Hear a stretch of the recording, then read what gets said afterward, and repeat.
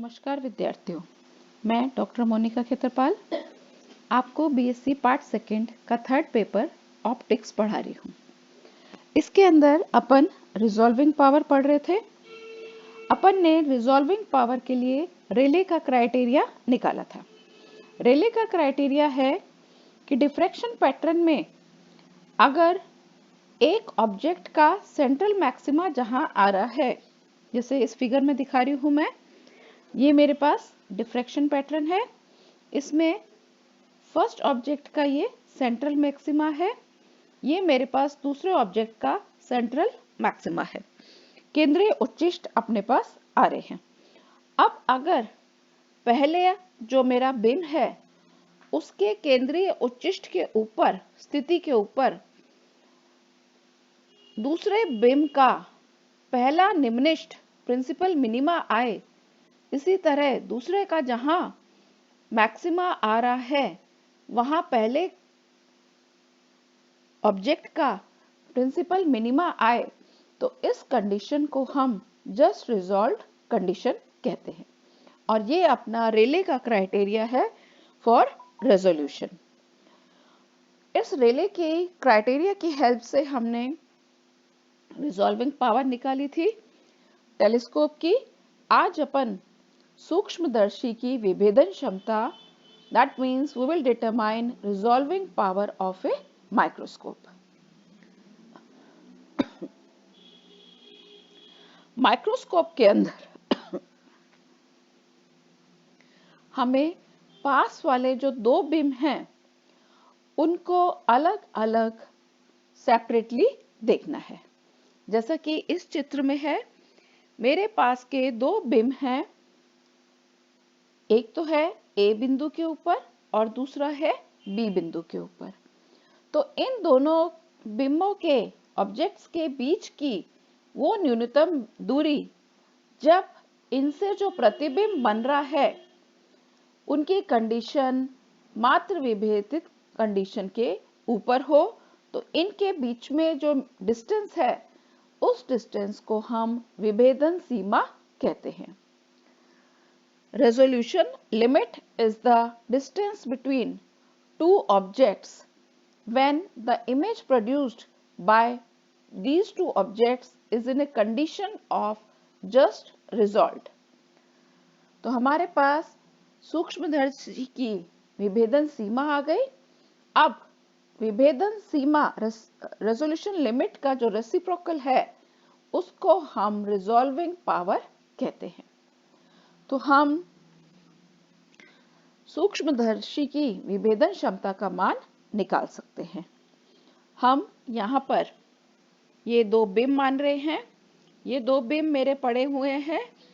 एक बिम तो ए स्थिति के ऊपर है और दूसरा बिम यहाँ पर बी स्थिति पे है, और इनके बीच की दूरी मैंने मानी है स्मॉल डी के बराबर। और ये मेरा इसके आगे लेंस है, अभिक्षेत्र लेंस है MN। इस लेंस से यहाँ पर स्क्रीन के ऊपर मुझे डिफ्रैक्शन पैटर्न मिल रहा है। डिफ्रैक्शन पैटर्न मुझे जस्ट रिजॉल्व की कंडीशन में मिल रहा है। तो मेरे पास जो ऑब्जेक्ट है A, इसका मुझे सेंट्रल मैक्सिमा मिल रहा है Q पॉइंट के ऊपर, और ऑब्जेक्ट B का यहाँ पर अपन देख सकते हैं आपतित किरणों के द्वारा कि ऑब्जेक्ट B का जो सेंट्रल मैक्सिमा मुझे मिल रहा है ये P बिंदु के ऊपर मिल रहा है। अब P बिंदु के ऊपर यहाँ पर मेरा जो A बीम है इसका मिनिमा आ रहा है। इसी तरह Q बिंदु के ऊपर जो B बीम है उसका पहला मिनिमा मुझे मिल रहा है। तो मेरे पास ये कंडीशन आ रही है मात्र विभेदित की स्थिति, जस्ट रिजॉल्व की कंडीशन मुझे मिल रही है। अब मुझे रिजॉल्विंग पावर का मान निकालना है। रिजॉल्विंग पावर हमने कहा है कि ये रेसिप्रोकल होती है विभेदन सीमा की। तो विभेदन सीमा यहाँ पर है, AB की न्यूनतम दूरी है स्मॉल d के बराबर हमने मानी है। तो इसका मान निकालने के लिए हम क्या कर रहे हैं, हम पथांतर का मान निकाल रहे हैं वो उन किरणों के लिए जो B से होती हुई P तक आ रही हैं। तो पथांतर कितना आएगा, B से पहली किरण N की तरफ गई, दूरी आ गई Bn प्लस NP, माइनस जो M की तरफ जा रही है वो कितनी दूरी तय कर रही है, माइनस Bm प्लस MP। अब यहाँ चित्र से अपन देख सकते हैं कि P बिंदु जो है ये स्क्रीन के सेंटर में है, तो दूरी Mn, MP और NP ये बराबर होंगी। तो पथांतर का मान कितना आ जाएगा, डेल्टा बराबर Bn माइनस Bm। ये मेरे पास पथांतर का मान आ गया। अब इस पथांतर को मान को निकालने के लिए मैं N से, ये मेरा बिंदु N है, N से एक चाप खींच रही हूं AC, ये मैंने आर्क खींची है। अब मेरा जो रेडियस है वो लार्ज है, इसलिए हम इस आर्क AC को अप्रोक्सीमेटली स्ट्रेट लाइन ले सकते हैं। इसी तरह M को सेंटर मान करके मैंने एक लाइन खींची है, आर्क खींची है AD, ये मेरी आर्क AD है, इसको भी मैं अप्रोक्सीमेटली स्ट्रेट लाइन मान रही हूं। तब यहाँ पर मेरे पास ये जो हमने पथांतर लिखा था Bn माइनस Bm, इसको Bn को मैं क्या लिख सकती हूँ, Bn को हम लिख सकते हैं BC प्लस Cn, तो हम Bn की जगह यहाँ लिख रहे हैं BC प्लस Cn। अब Bm का मान रखना है, Bm का मान कितना है, MD माइनस BD, तो ये मैंने पथांतर का मान रख दिया। अब चित्र से अपन देख सकते हैं कि Cn और MD, ये दूरी है Cn और ये मेरे पास हमने जो दूसरा चाप खींचा था उसकी दूरी है MD, तो ये दोनों दूरियां बराबर हैं, तो हमारे पास पथांतर का मान रह जाएगा BC प्लस BD के बराबर। अब मैं इस चित्र के अंदर ये मेरा जो बिंब है A, मैं मान लूं कि ये लेंस का ये द्वारक है, इसके ऊपर जो कोण बना रहा है ये 2 थीटा के बराबर है, तो 2 थीटा हम मान रहे हैं, AO इसके मध्य में है, तो MAO कोण थीटा के बराबर होगा, इसी तरह OAN ये कोण भी थीटा होगा। और चित्र से अपन देख सकते हैं कि ये वाला कोण CAB थीटा है और एंगल DAB भी थीटा के बराबर है। अब यहाँ से मैं BC और BD का मान निकाल सकती हूँ, तो BC का मान त्रिभुज ABC के अंदर साइन थीटा निकाल ले, साइन थीटा कितना आएगा, BC बटा AB, BC बटा AB आ गया साइन थीटा, तो BC का मान आ गया AB साइन थीटा के बराबर, और AB अपने को पता है स्मॉल d के बराबर है, तो ये मान मेरे पास आ गया D साइन थीटा के बराबर। तो मैंने यहाँ पर BC का मान निकाल लिया। इसी तरह से BD का मान भी हम त्रिभुज BDA के अंदर निकालेंगे, तो ये भी D साइन थीटा के बराबर आएगा। तो मेरे पास पथांतर का मान, पार्ट डिफरेंस की वैल्यू आ गई 2D साइन थीटा। तो मैंने अपने पथांतर के मान को निकाल लिया। अब अपने को पता है कि एरी का नियम जो है उसके अनुसार जब प्रकाश किरण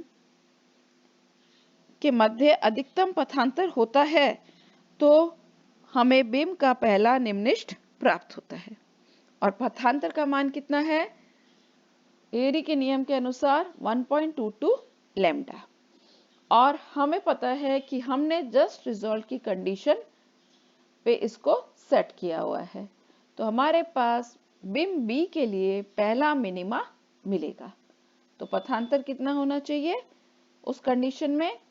एडी के नियमानुसार 1.22 लैम्डा। तो डेल्टा की जगह आ गया 2d sin थीटा बराबर 1.22 लैम्डा। तो यहां से मैं d का मान निकाल सकती हूँ, मतलब मेरे सूक्ष्मदर्शी की विभेदन सीमा का मान आ जाएगा 1.22 lambda upon 2 sin theta, 0.61 lambda upon sin theta. अब यहां पर हमने एक म्यू अपवर्तनांक वाला माध्यम मान ले। हम माने कि ये जो हमने ऑब्जेक्ट्स लिए थे ए और बी बिंदु के ऊपर बिंब माने थे, ये म्यू अपवर्तनांक वाले माध्यम में है। तो इस स्थिति के अंदर पथांतर का मान कितना आ जाएगा? 2 म्यू डी साइन थीटा के बराबर। तो डेल्टा की जगह आ गया 2 म्यू डी साइन थीटा बराबर 1.2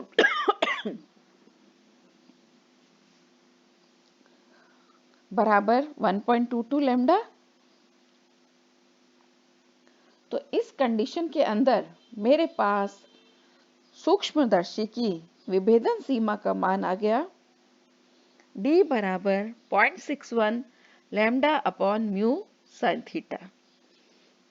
डिनोमिनेटर के अंदर जो राशि है म्यू साइन थीटा, इसको हम न्यूमेरिकल अपर्चर संख्यात्मक द्वारक कहते हैं। तो हमारे पास एबे के नियम से यह सत्यापित है कि यह जो सूत्र है यह केवल उन्हीं लाइट सोर्सेस के लिए एप्लीकेबल है जो उन्हीं सोर्सेस के लिए एप्लीकेबल है जो लाइट एमिट करते हैं। पर ऐसे सोर्सेस जिनसे लाइट एमिट नहीं होती, उन सोर्सेस के लिए विभेदन क्षमता का मान डिफरेंट है, और ऐसे सोर्सेस के लिए सूक्ष्मदर्शी की विभेदन क्षमता का जो सूत्र है वो है R बराबर 1 upon D mu sine theta divided by 0.5 lambda. तो यहां से अपन देख सकते हैं कि विभेदन क्षमता का मान न्यूमेरिकल अपर्चर के ऊपर डिपेंडेंट है, और न्यूमेरिकल अपर्चर जैसे जैसे अपन बढ़ाएंगे मेरे सूक्ष्मदर्शी की विभेदन क्षमता का मान भी बढ़ेगा। रिजॉल्विंग पावर बढ़ाने के लिए हम जो आपतित प्रकाश ले रहे हैं उसकी तरंग दैर्ध्य का मान भी कम हो, तब भी हमारे माइक्रोस्कोप की रिजॉल्विंग पावर का मान बढ़ जाएगा। तो आज अपन ने एक माइक्रोस्कोप की रिजॉल्विंग पावर किस तरह से अपन निकालते हैं ये अपन ने देखा।